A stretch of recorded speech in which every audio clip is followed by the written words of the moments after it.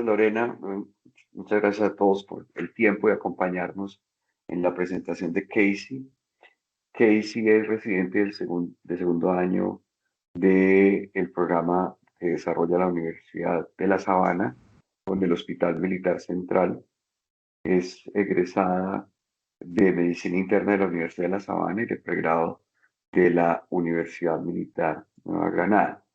Eh, Yo creo que el título refleja lo que vamos a escuchar y ver en los próximos minutos, un reto diagnóstico que para nosotros en el Hospital Militar resultó complejo por la cantidad de eh, evidencia clínica que se iba sumando a través de la evolución en el tiempo del paciente. Nos involucramos todos, estamos comprometidos en el hospital, el doctor Juan Manuel Bello, el doctor Giovanni Ballesteros, los fellows. Y resultó muy interesante, creo que el título refleja eso, una mezcla de complejidad clínica en el cual nos va a introducir Casey y nos va a llevar por ese camino para llegar a un desenlace final. Entonces, Casey, pues adelante. Buenas noches, doctores, compañeros. Para mí es un honor estar hoy aquí esta noche con ustedes presentando este caso que, como dice el doctor Londoño, fue muy interesante para nosotros, del cual aprendimos demasiado y espero que sea del interés de todos.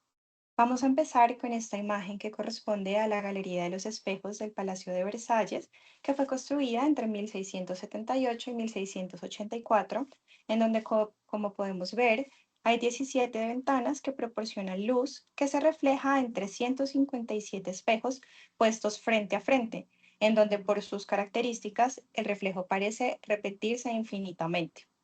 Como en el Salón de los Espejos, este caso clínico que vamos a ver hoy enfrenta múltiples reflejos de una misma realidad.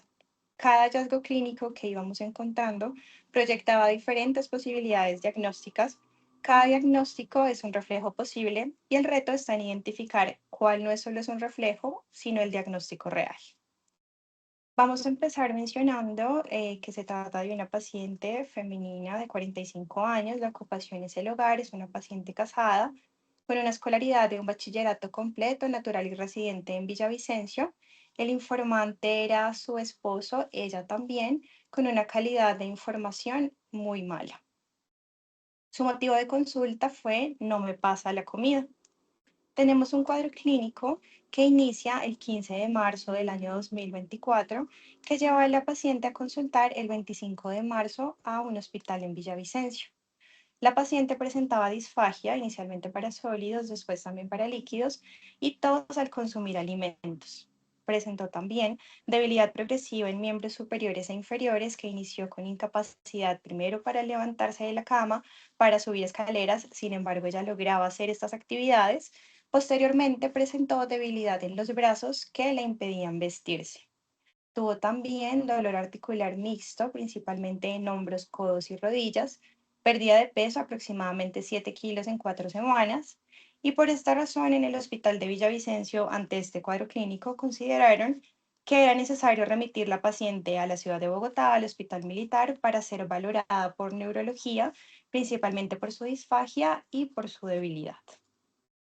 La paciente no tenía antecedentes patológicos, tampoco quirúrgicos, tampoco tóxicos, no tenía alergias ni antecedentes familiares. A nivel ginecológico tuvo 4 embarazos, 3 partos, un aborto espontáneo en una gestación temprana. En revisión por sistemas vamos a nombrar solamente los datos positivos. Tenemos una paciente que presentó deposiciones diarreicas, más o menos 3 a 4 al día, que se presentaron 4 días antes de la consulta a urgencias. Este es un dato muy importante, ya que eso no fue lo que la hizo consultar y que los síntomas de debilidad se presentaron antes. La paciente había presentado también durante estos días un cuadro de fiebre subjetiva desde el inicio de los síntomas. En el examen físico tenemos unos signos vitales que estaban en una tensión arterial normal, una frecuencia cardíaca de 90 latidos por minuto, respiratoria de 18 y estaba saturando 97%. Durante el traslado de Villavicencio consideraron que era necesario un aporte de oxígeno por cánula nasal, digo con una FiO2 al 28%. En el examen físico, este fue tomado de la historia clínica de ingreso del servicio de neurología, en donde se enfocaron principalmente en este aspecto sin aportar mayores datos en otro nivel. Algo que fue llamativo al momento de revisar este examen neurológico es que la paciente tenía una disminución de la apertura oral reportada en la historia clínica de neurología. Ellos en su historia notan que era por debilidad de masseterinos y además encontraron una prueba de disfagia positiva, un tono y trofismo que estaba conservado, una fuerza proximal de 4/5, distal de 5/5 y reflejos de 1/4 cruzas en las cuatro extremidades. Al momento de la valoración por neurología, ya la paciente contaba con los exámenes que les voy a presentar, que fueron solicitados por medicina general, en donde la paciente tenía una anemia, vemos un volumen corpuscular medio que se encontraba en el límite inferior con microcitosis, teníamos leucocitosis y monocitosis. En las plaquetas vemos algo de trombocitosis también y unos reactantes de fase aguda que estaban elevados. Los electrolitos eran normales. En la función hepática podemos ver unas transaminasas que estaban elevadas, más o menos 2 a 3 veces su valor de referencia, bilirrubinas y fosfatasa normal, una creatinina que estaba normal y una CPK que estaba en 865. Teníamos también un uroanálisis con una densidad de un pH normal, la presencia de proteinuria y hematuria sin tener la posibilidad de conocer la morfología eritrocitaria. Teníamos también bacterias una cruz, piuria, habían cetonas, algunos datos sin claridad de que nos sugirieran contaminación. Y a este punto tampoco teníamos ninguna alteración que nos sugiriera un daño tubular.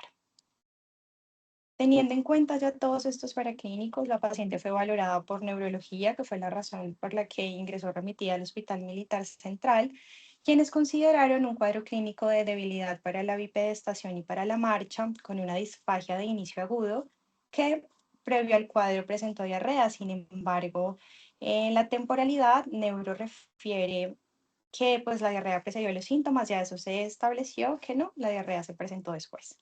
Tenían dolor articular mixto, una debilidad proximal en las cuatro extremidades y los reflejos disminuidos y no ausentes.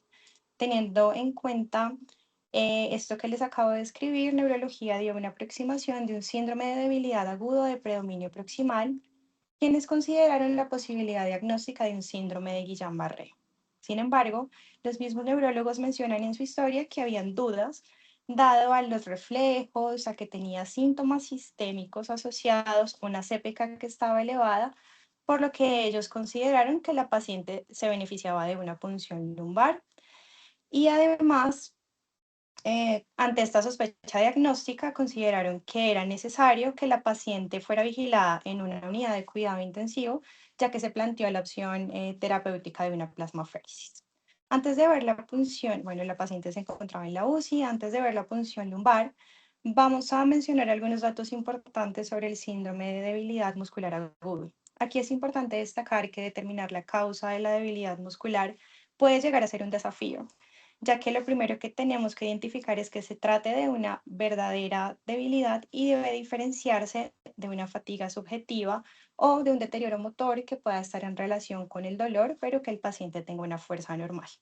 Este diagnóstico diferencial es amplio e incluye diferentes posibilidades diagnósticas, como las causas neurológicas con alteraciones en el sistema nervioso central o periférico que pueden afectar la transmisión del impulso nervioso, diferentes causas miopáticas con enfermedades primarias del músculo que también pueden comprometer su función, o causas sistémicas como condiciones endocrinas, metabólicas, infecciosas o tóxicas que pueden afectar la función muscular.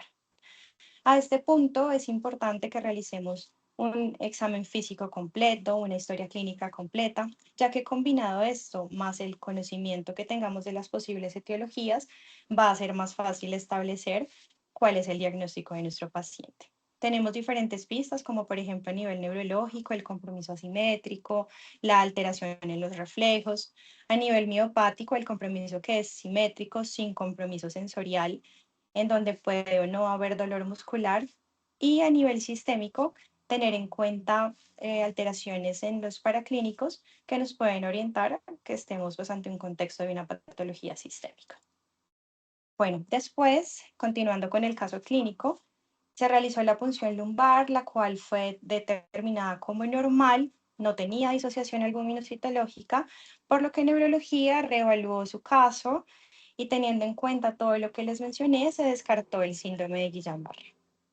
Aún la paciente seguía sin diagnóstico. Desde el ingreso se tomó una tomografía de tórax, que ya la vamos a ver a continuación, y que fue muy importante porque teniendo en cuenta esta tomografía, más el médico que se encontraba de turno en la unidad de cuidado intensivo esa noche, que reevaluó todo el caso, examinó de nuevo a la paciente, su examen físico y su interrogatorio, permitieron que este desenlace cambiara un poco.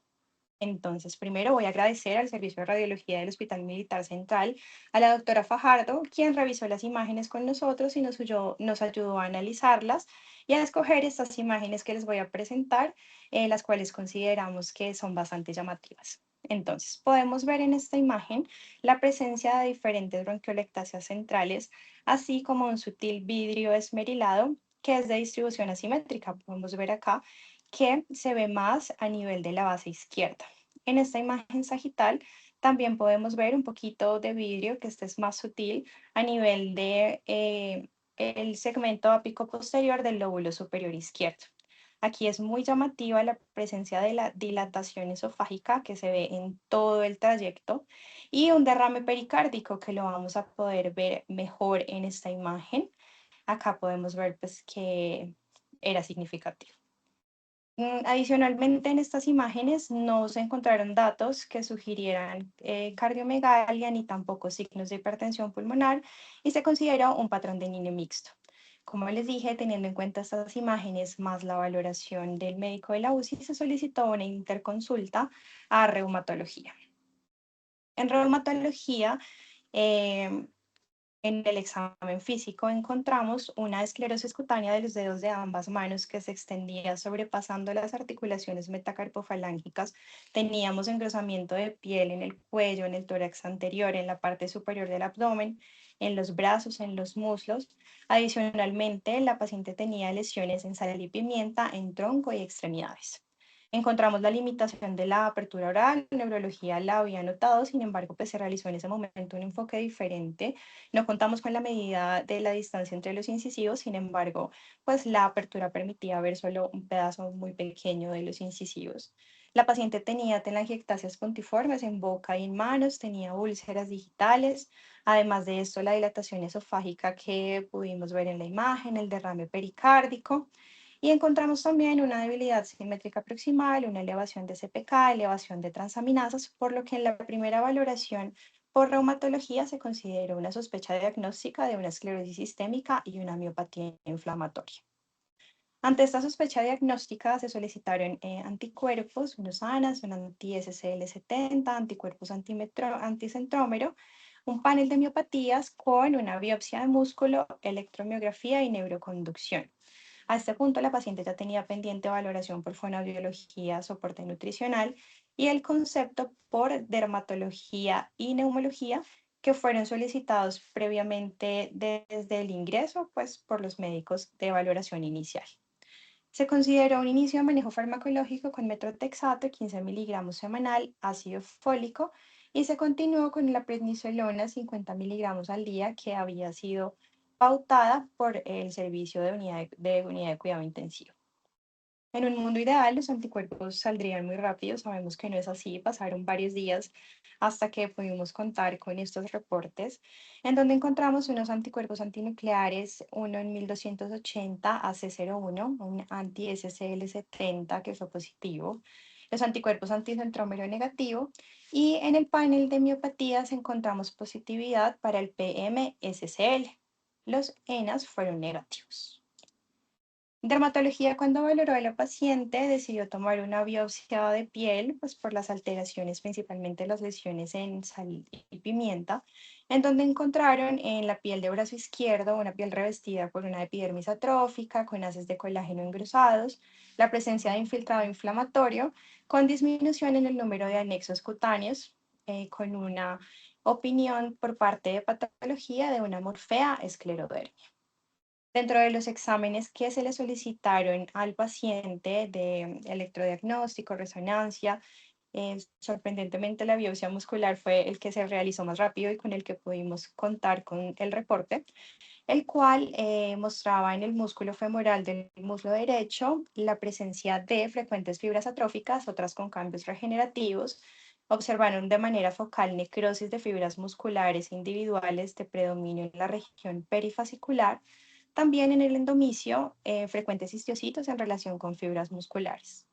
A nivel de inmunohistoquímica, los linfocitos T positivos para CD3 se encontraban mínimamente representados con una relación entre CD4 y CD8 de 1 a 1, y con el CD68 se encontraron histocitos distribuidos en un patrón tanto endomicial como pericial.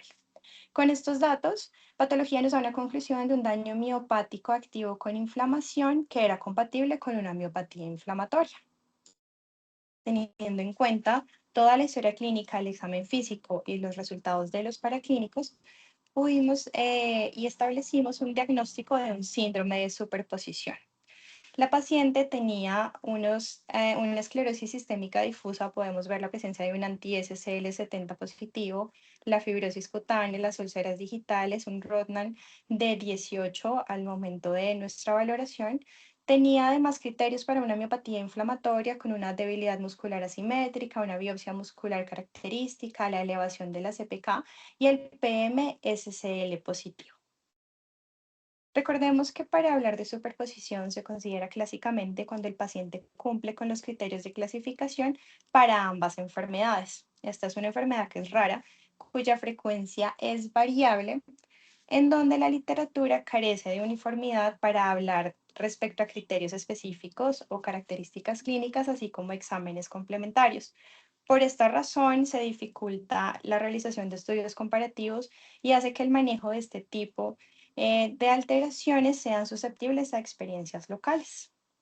Vamos a empezar con algunos datos de revisión de tema que me pareció importante compartir en este punto.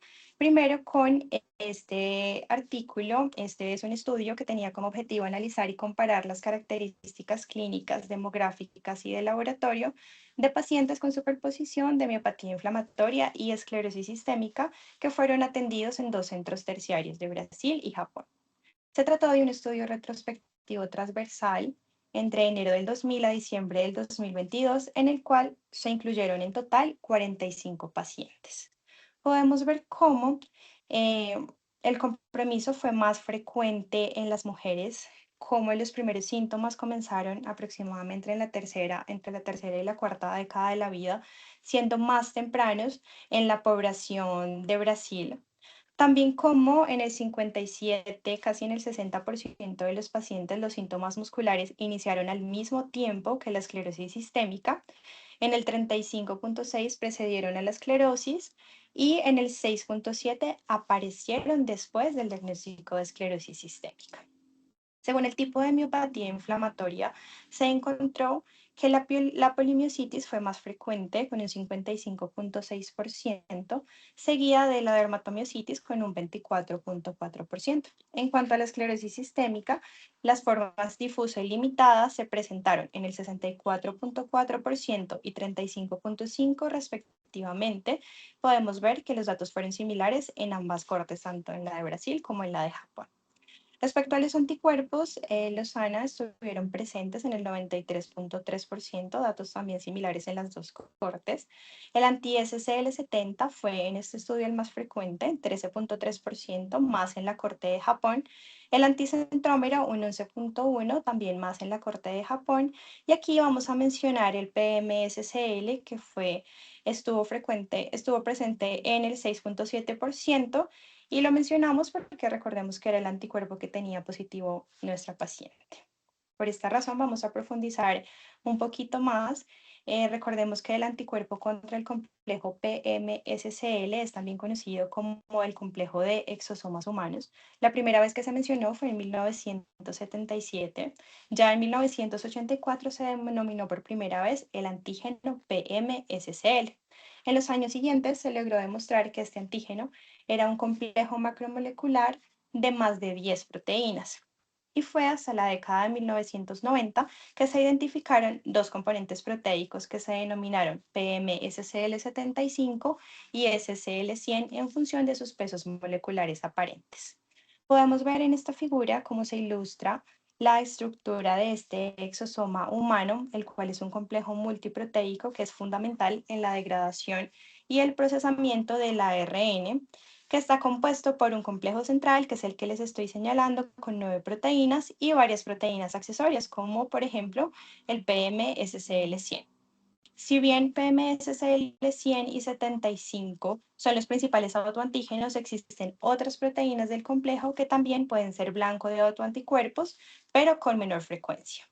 Podemos ver cómo este anticuerpo lo encontramos con una relación mujer a hombre de 8:1. Puede estar presente entre el 4 al 12% de los pacientes con superposición de esclerosis sistémica y miopatía inflamatoria. Y característicamente la presencia de este anticuerpo se asocia con mayor compromiso cardíaco, lo cual nos habla de una enfermedad más grave que puede tener un impacto en mortalidad. Vamos a hablar ahora de los síntomas comunes asociados a la superposición de esclerosis sistémica y miopatía inflamatoria con esta revisión sistemática de estudios entre 1976 hasta 2021 en diferentes bases de datos, en donde se incluyeron en total 35 artículos que cumplieron criterios de elegibilidad según el protocolo PRISMA y se analizaron 724 pacientes.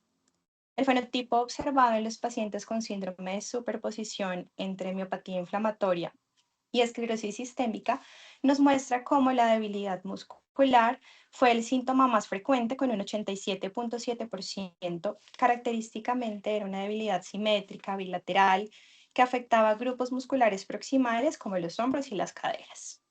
Después se encontró el fenómeno de Raynaud con un 81.6% que puede estar acompañado o no de úlceras digitales. Sigue con un 33.4% la enfermedad pulmonar intersticial con una disminución de la capacidad vital forzada menor al 70%, esto en relación pues, a alguna alteración pulmonar restrictiva en relación probable a una enfermedad pulmonar intersticial.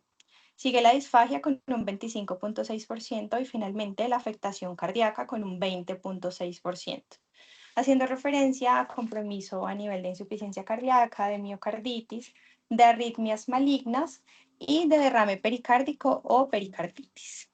Otros síntomas que son observados, menos prevalentes pero también clínicamente relevantes, son la artritis o sinovitis, que puede estar presente hasta el 20%, las manos de mecánico, el edema de manos y las telangiectasias. Finalmente, vamos a hablar acerca de la biopsia muscular, ya que este estudio nos permite comparar los pacientes que tenían un síndrome de superposición de esclerosis sistémica con miopatía inflamatoria y pacientes que tenían polimiositis, cada uno de los grupos con 24 pacientes. Se pudo encontrar a nivel de la biopsia que la necrosis de fibras musculares se presentó en el 96% de los pacientes que tenían diagnóstico de superposición, siendo el hallazgo más distintivo de este grupo, y la necrosis siendo mucho más prevalente que el grupo de polimiositis, que fue solamente el 67%, esto con una diferencia estadísticamente significativa. A nivel de inflamación, los infiltrados linfocitarios estuvieron presentes en el 63% de los pacientes que tenían superposición y no tuvo pues, una significancia estadística respecto a la polimiositis. Vemos también la inflamación estuvo presente tanto en el grupo de superposición como de polimiositis, tampoco con significancia estadística. Finalmente, la fibrosis endomicial estuvo presente en el 26% de los pacientes con superposición, que fue más del doble de los pacientes que tenían polimiositis. Por esta razón, la miopatía en el síndrome de superposición se caracteriza principalmente por necrosis muscular con inflamación, lo que permite distinguirla, por ejemplo, de la polimiositis pura.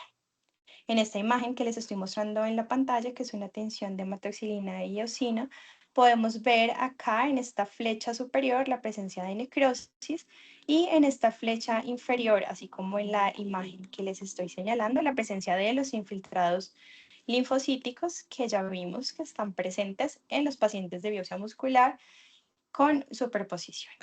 Entonces, Vamos a retomar nuestro caso, nos quedamos en un diagnóstico de un síndrome de superposición, revisando toda la historia clínica más la revisión de tema corta que hicimos, pues realmente nuestra paciente cumplía criterios para las dos enfermedades, seguíamos con la opción diagnóstica del síndrome de superposición.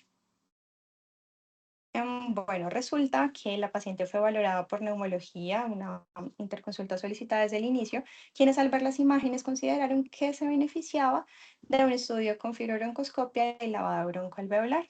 La paciente fue llevada a este procedimiento. El procedimiento fue sin complicaciones. Sin embargo, después de que salió y regresó a la unidad, regresó con requerimiento de oxígeno. La FiO2 aumentó hasta el 50% y más o menos 24 horas después de este examen presentó fiebre, taquicardia, polipnea. Acá un dato importante y es que nuestra paciente hizo hipertensión arterial, está registrada en varias tomas.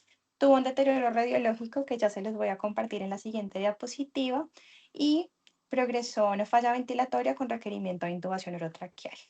A este punto se realizó manejo antibiótico empírico. Vemos aquí ahora en la siguiente imagen que se realizó ante el deterioro de la paciente, la presencia de una consolidación de predominio izquierdo con aumento del vidrio esmerilado, haciendo referencia que era más peribroncovascular, así como la presencia de árbol en gemación con estos nodulitos de vidrio esmerilado. Vemos aquí una zona de consolidación en parche a nivel apical del lóbulo superior derecho. Se consideró teniendo en cuenta el patrón de albor-engemación, las consolidaciones y de distribución peribroncovascular, que se trataba de un patrón infeccioso. Vemos también aquí en la siguiente imagen el incremento del derrame pericárdico, que fue pues, bastante significativo si recordamos la imagen que les mostré anteriormente. La paciente se le tomaron paraclínicos en los cuales inicialmente pues, presentó anemia, tuvo también leucocitosis, tuvo también trombocitosis. Sin embargo, lo más llamativo de esto es que al pasar los días, la hemoglobina siguió bajando sin identificar ningún punto de sangrado, llegó a ser hasta de 5,5 y las plaquetas también empezaron a bajar, llegó nuestra paciente a tener 11.000 plaquetas. En los paraclínicos adicionales vemos una elevación de las transaminasas. La creatinina se elevó de una forma significativa, pasó de 0,61 a 2,79, casi 4 veces su valor inicial. Tuvo una troponina positiva, la CPK aumentó y se consideró realizar pues, ante esta anemia y trombocitopenia un perfil de hemólisis que nos mostraba una aptoglobina baja, la presencia de esquistocitos, una LDH muy elevada y un CUMS negativo. Dentro de los estudios adicionales con los que contamos, un perfil de CID que estaba normal, se tomaron 2 sets de hemocultivos, los cuales fueron negativos, y un perfil de SAF que fue negativo. Teniendo en cuenta el cuadro clínico de la paciente que presentó una anemia microangiopática, trombocitopenia, elevación de azoados, una lesión de órgano blanco, se consideró que la paciente cursaba con una microangiopatía trombótica. Por esta razón, calculamos un plasmic score que fue de 5 y se planteó una sospecha diagnóstica de una púrpura trombocitopénica trombótica. Ante esto, se inició manejo con metilprednisolona y se inició plasmaféresis. Nuestra paciente recibió 3 sesiones de plasmaféresis, más o menos a los 3 días.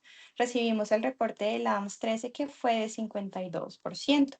Por tal razón, se descartó el diagnóstico de PTT, además de que la paciente no estaba respondiendo a la plasmaféresis. Ante la presencia de anemia y trombocitopenia que aún estaba presente en la paciente, se consideró inicio de inmunoglobulina. Además, se inició micofenolato y se planteó el inicio de rituximab. Vamos a hablar ahora acerca del desenlace clínico de la paciente. La paciente estuvo hospitalizada durante 2 meses.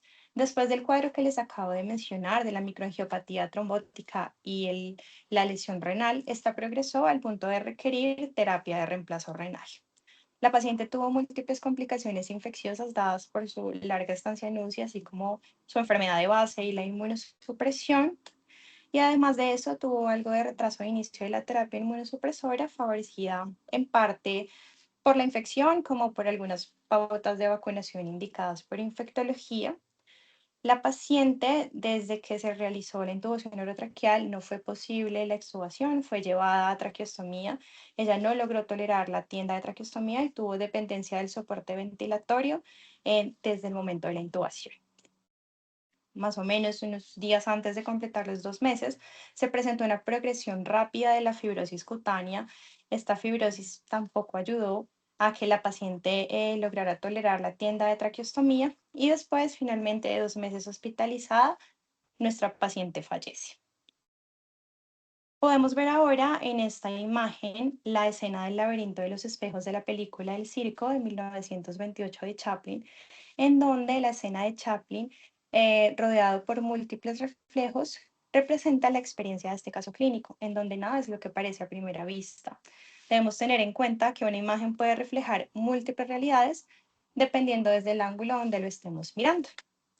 Continuando con la revisión de tema, vamos a hablar ahora acerca de microangiopatía trombótica. Recordemos que es un síndrome clínico patológico que describe un patrón de daño endotelial, vamos a tener oclusión vascular y a menudo la formación de trombos intraluminales. Clínicamente, la microangiopatía trombótica aguda se caracteriza por anemia hemolítica microangiopática, trombocitopenia y lesión de órgano blanco. Sin embargo, debemos tener en cuenta que el término MAT se refiere en sentido amplio a un grupo heterogéneo de diferentes afecciones que comparten estas características, como por ejemplo la PTT, la CID, el CHU atípico, el SAF y la crisis renal esclerodérmica. Aquí es importante que tengamos en cuenta que no está mal pensar en una PTT cuando nos enfrentamos a una microangiopatía trombótica, en donde al dar un tratamiento temprano, iniciar una plasmaféresis, se pueden tener resultados favorables. Sin embargo, debemos tener en cuenta que no toda microangiopatía trombótica es igual a PTT y se debe pensar en diferenciales. En nuestro caso, la crisis renal era un diagnóstico diferencial probable y ya vamos a ver por qué. El término crisis renal se empieza a hablar de esto desde 1863, en donde se describió por primera vez una muerte rápida de una paciente con una piel engrosada y uremia.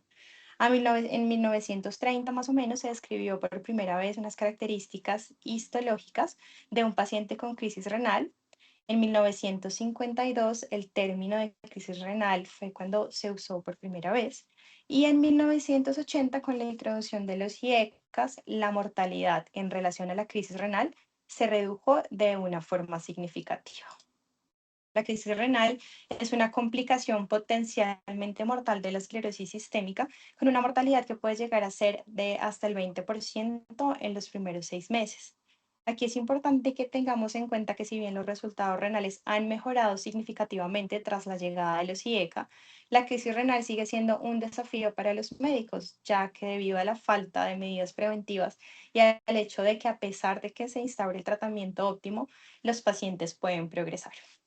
La prevalencia es variable, estudios recientes hablan de una frecuencia entre el 3 al 15%, en donde además se ha encontrado una probable distribución de la crisis renal que se vincula con la prevalencia de los autoanticuerpos anti-RNA polimerasa 3.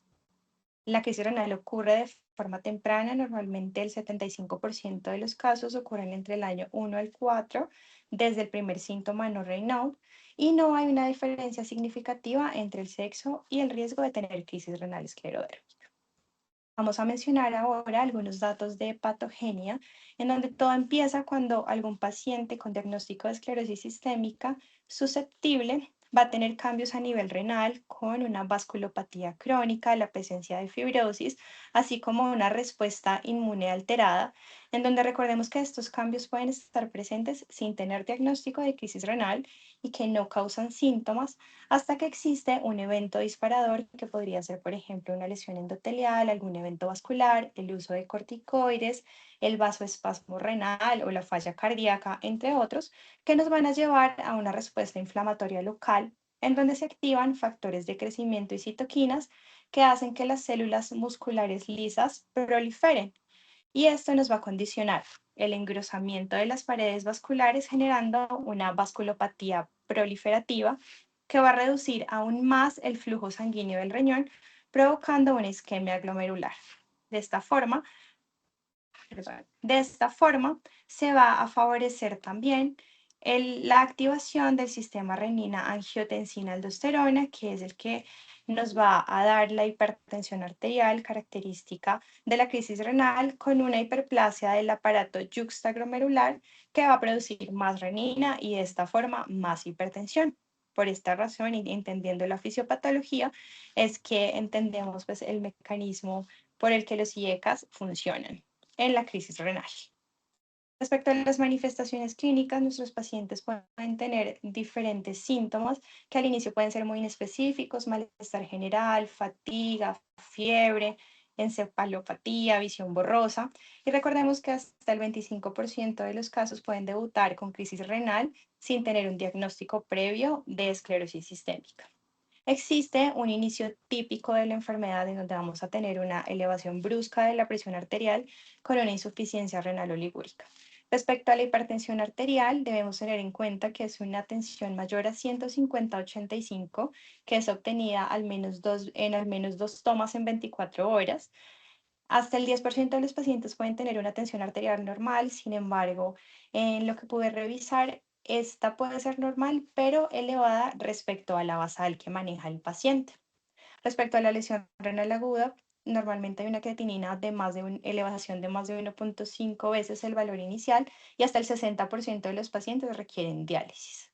En los paraclínicos podemos encontrar anemia microangiopática y trombocitopenia en el 50% de los casos aproximadamente. Y a nivel de disfunción orgánica podemos tener encefalopatía hipertensiva, que se puede manifestar como convulsiones, confusión, alteración del estado de conciencia. A nivel cardíaco podemos tener arritmias, miocarditis, pericarditis. Y aquí un dato muy importante es el derrame pericárdico. Los pacientes con esclerosis sistémica que tienen derrame pericárdico, este puede ser un marcador temprano de crisis renal, especialmente cuando aparece antes del deterioro renal. Normalmente, solo hasta el 15% de los pacientes con esclerosis sistémica pueden presentar una pericarditis que sea clínicamente evidente. Sin embargo, hasta el 70% de los pacientes en autopsias encontraron este derrame pericárdico, lo que nos habla de que la mayoría son asintomáticos. Por esta razón, se recomienda realizar ecocardiografías periódicas en pacientes con alto riesgo, en paciente en el que yo ya identifiqué que tiene un derrame pericárdico, y si además de esto hay deterioro de la función renal, hipertensión arterial o algún signo de microangiopatía trombótica, ya que los cambios en el derrame pericárdico nos podrían anticipar a complicaciones renales graves. Vamos a hablar ahora acerca de los factores de riesgo de crisis renal. Diferentes estudios han identificado factores clínicos y serológicos que aumentan significativamente el riesgo de desarrollar crisis renal. Tenemos como el antecedente de hipertensión arterial. Este eleva significativamente el riesgo de crisis renal con un OR de 13,1, lo que indica que tiene una fuerte asociación. Tenemos también la rápida progresión del engrosamiento cutáneo con un Rodnan mayor de 14 con un OR de 10. La presencia del anti-RNA polimerasa 3 es el anticuerpo que está más frecuentemente asociado, con un OR de 5,89 en comparación con otros anticuerpos, por ejemplo el anti-SCL70. El tener antecedente de proteinuria o tener una enfermedad renal crónica también. La DLCO que se encuentre disminuida, que nos está hablando de disfunción pulmonar. Respecto a los glucocorticoides, se encuentran a este nivel con un OR de 3,63, en donde dosis de prednisolona más de 15 miligramos al día están fuertemente asociadas con el desarrollo de crisis renal, encontrando que cada 1 miligramo adicional aumenta el riesgo de mortalidad casi en un 4%. Vemos acá la afectación cardíaca, haciendo referencia al derrame pericárdico y a la insuficiencia cardíaca congestiva. Y acá finalmente, como la esclerosis sistémica cutánea difusa tiene mayor riesgo en comparación con su subtipo limitado. Para finalizar, vamos a mencionar algunos datos importantes de tratamiento.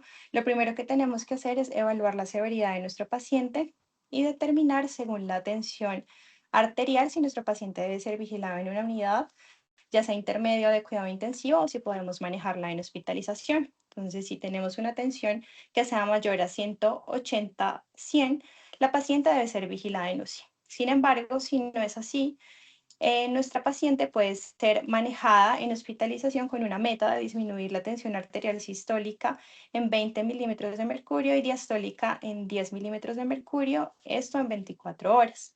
La primera línea de tratamiento que tenemos disponible nosotros es el captopril. Como segunda línea, el losartán, sin embargo, pues este no reemplaza el papel que tienen los IECAS. Tercera línea, calcio antagonistas. Cuarta línea, toxazosina. Todo esto si el paciente por alguna razón no puede recibir IECAS o si no logramos el control de la tensión arterial con el captopril, que es el que se recomienda. Si nuestro paciente tiene indicación de vigilancia en UCI, la meta es disminuir la tensión arterial del 10 al 20% en la primera hora, con una meta en las 24 horas siguientes de una tensión arterial sistólica entre 100 y 110. Acá se indica el manejo oral que ya les mencioné y el uso de vasodilatadores endovenosos, como por ejemplo los nitratos o el hilopros. Respecto a otras características clínicas, y esto teniendo en cuenta el daño de órgano que puede presentar la crisis renal esclerodérmica, normalmente estos pacientes ya se van a encontrar con vigilancia en la unidad de cuidado intensivo. Si el paciente presenta convulsiones, debo dar manejo a esto y tener en cuenta la realización de un TAC de cráneo simple, interconsulta con neurología. Ante un edema pulmonar, el uso de vasodilatadores y diuréticos de ASA. Ante taquiarritmias, recordemos que hay contraindicación relativa para el uso de beta bloqueadores, teniendo en cuenta que estos pueden reducir la perfusión renal al disminuir el gasto cardíaco, lo cual va a ser contraproducente en el contexto en el que ya nos encontramos de isquemia renal.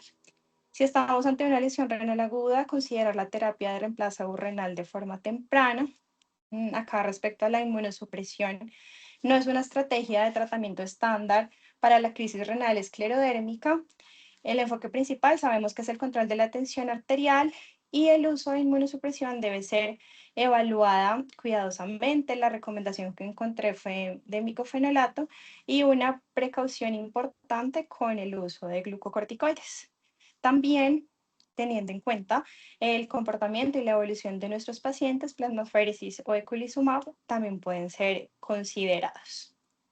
Finalmente, como reflexiones del Salón de los Espejos y en modo de conclusión, vamos a mencionar que debemos tener cuidado con los reflejos distorsionados, ya que no todo lo que debilita es igual a tener un Guillain-Barré.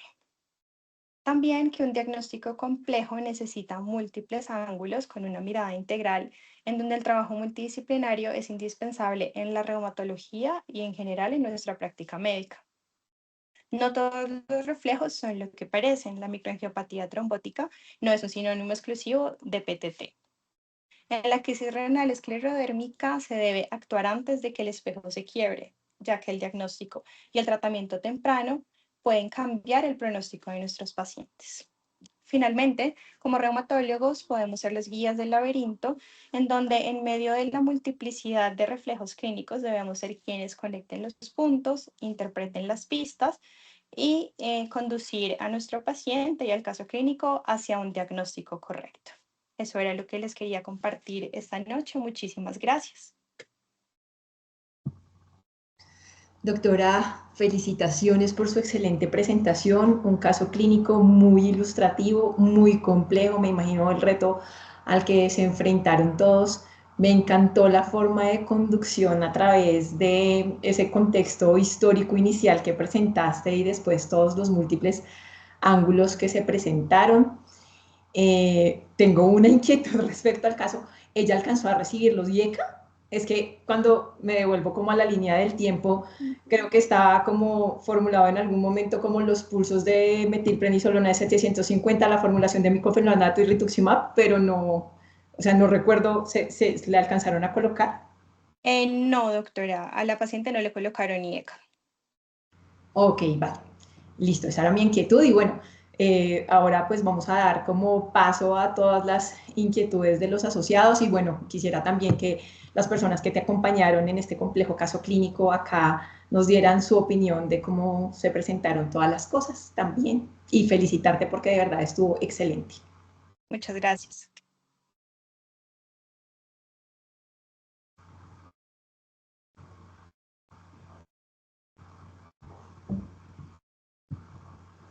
Aquí quien desee participar puede levantar la manito, se pueden comunicar por el chat.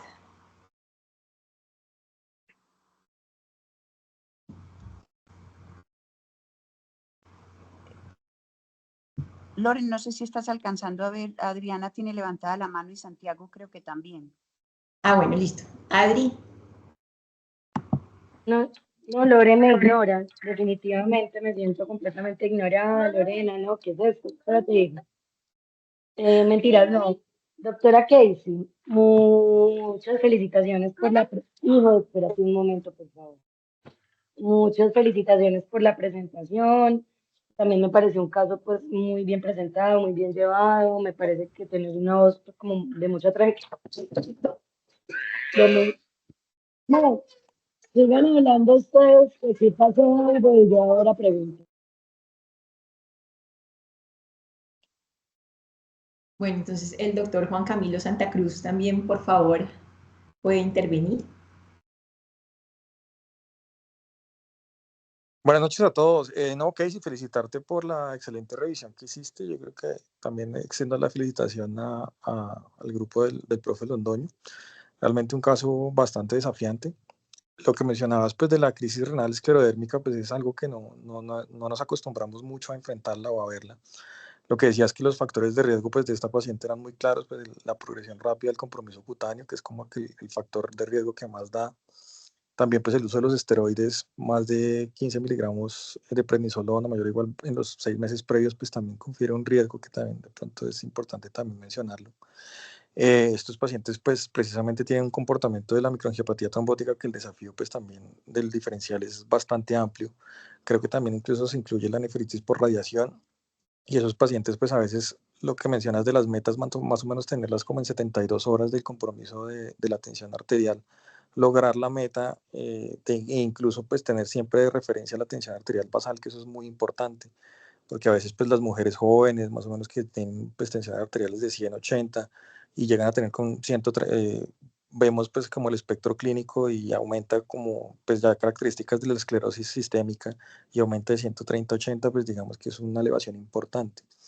Entonces, siempre a veces, pues, titular incluso la dosis del captopril siempre también es relevante, más o menos lograr, incluso son dosis máximas de 300 a 450 miligramos de captopril.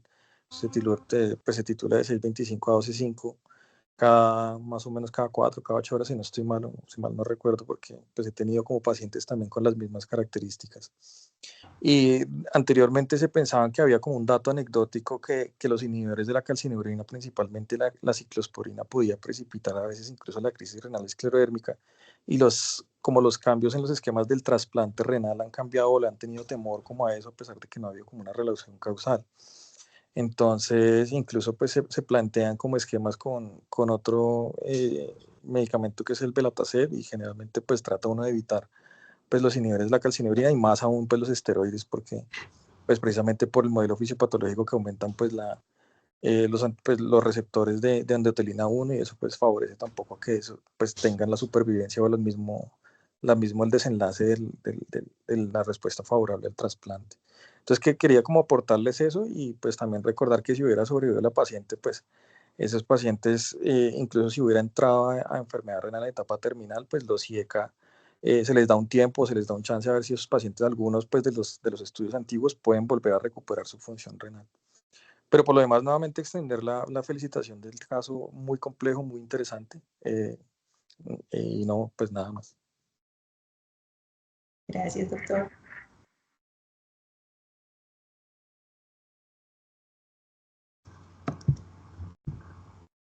Ahora sí, continúa Adri.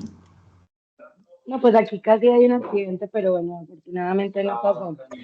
No, ya Juan Camilo creo que dijo la mayoría de las cosas que yo iba a comentar sobre el tratamiento y lo otro es que sus pacientes es de reconocimiento temprano y, y nos toca muchas veces justificar ese captopril contra viento y marea, contra nefrología, cuidados intensivos, etcétera, etcétera, porque es todo el mundo viendo esa creatinina subir y subir y uno súper relajado poniendo el captopril, poniéndole 300, 350, 400 miligramos, lo que Juan Camilo decía, y todo el mundo presionándolo para suspenderlo y realmente eso es lo que cambia el pronóstico en estos pacientes y todavía. Entonces, pues ese es el reconocimiento temprano, todos esos factores que Casey describió, el tener la sospecha clínica, incluso sin que aparezcan los esquistos a veces, y peor aún, muchas veces hay crisis normotensiva.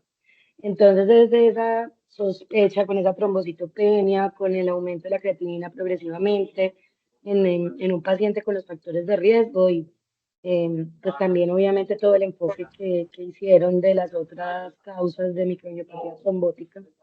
Entonces, pues no, terminarla de felicitar porque me pareció pues que presentó muy bien el caso y a quienes tuvieron que verlo son pacientes muy retadores y son pacientes que con todas las complicaciones que tienen y que muchas veces con la miopatía asociada con superposición o no, con la miopatía inflamatoria, con pacientes con disfagia, con cefaloparesia, a pesar de que tienen la esclerosis sistémica, como que uno dice, Dios mío, ¿cómo lo voy a pulsar? Pero entonces si no lo pulso, se habrá un broncoaspirar, que si la gamaglobulina. Entonces son escenarios en donde en retrospectiva de pronto uno piensa, bueno, de pronto esto y lo otro, pero cuando uno está en el día a día con el paciente es completamente angustiante.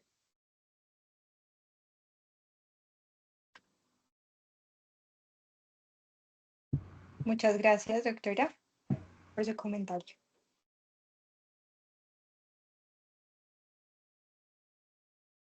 Bueno, y si alguien se anima también a preguntar por el chat, acá estás recibiendo es solamente felicitaciones, excelente presentación. Te escribo.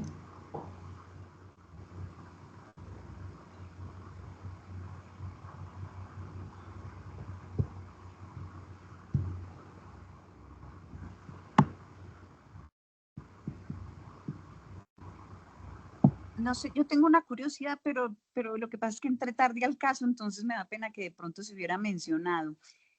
La curiosidad es, ¿hacemos todo lo posible por saber qué pacientes tienen riesgo de desarrollar una crisis renal esclerodérmica? Y si yo detecto un alto riesgo, anti-RNA polimerasa, progresión rápida, ¿qué hacer? ¿Qué hacer? Sí, digamos que esa fue una de las cosas que mencioné y es que realmente no existe forma de prevenirlo. En algún punto de lo que revisé encontré que se podían usar los IECA, sin embargo el problema es que estos podían inclusive enmascarar si se estuviera presentando una crisis renal. Entonces, como tal, medidas preventivas no hay más allá de realizar un diagnóstico temprano.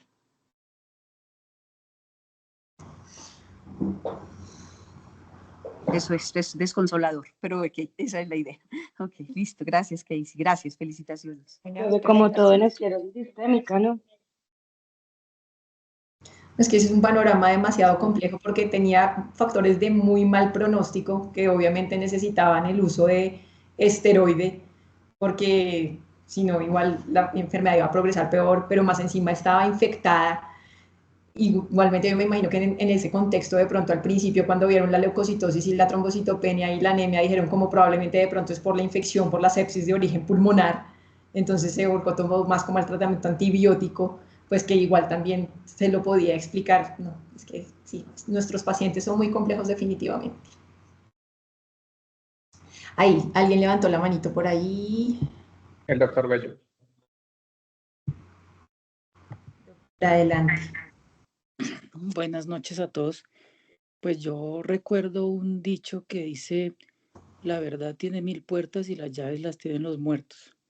Desafortunadamente, creo que estos casos nos enseñan mucho y creo que cuando nosotros en reumatología nos pasa una valoración es cuando ya han pensado en caballos y tenemos que empezar en cebras. Entonces, creo que desafortunadamente el enfoque por órganos, por compromisos localizados, a veces no permite o nos pierde la integralidad que tienen estos sujetos y creo que eso es lo que nos enamora de la reumatología porque tenemos la oportunidad de manejar de forma integral y de pronto resolver dudas cuando de pronto cada uno mirando su aspecto de profesional que es muy válido, nosotros podemos ayudar a unir esfuerzos para llegar a un diagnóstico y pues sí es, a veces uno se enfrenta que es tratar de enfrentar un cuadro que es supremamente agresivo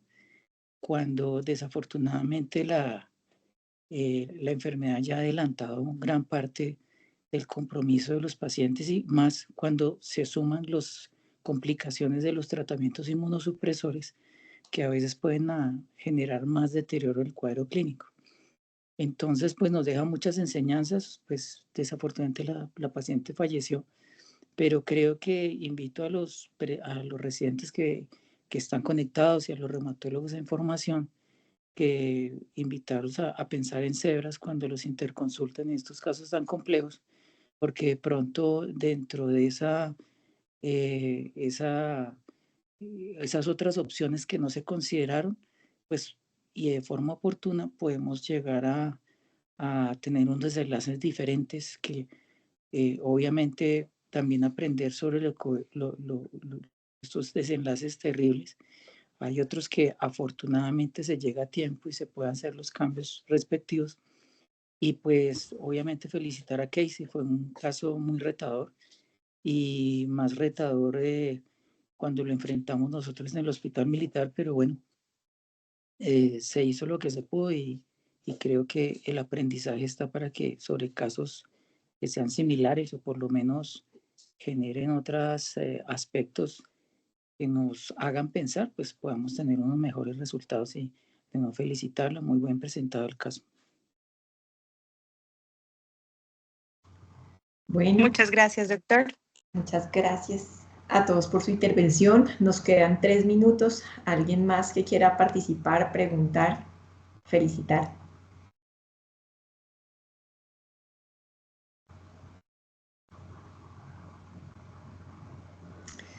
Bueno, parece que no. Te agradezco mucho, Casey. Muchas gracias a todo el grupo que trabajó del Hospital Militar de la Universidad de La Sabana. Gracias a todas las personas que se conectaron.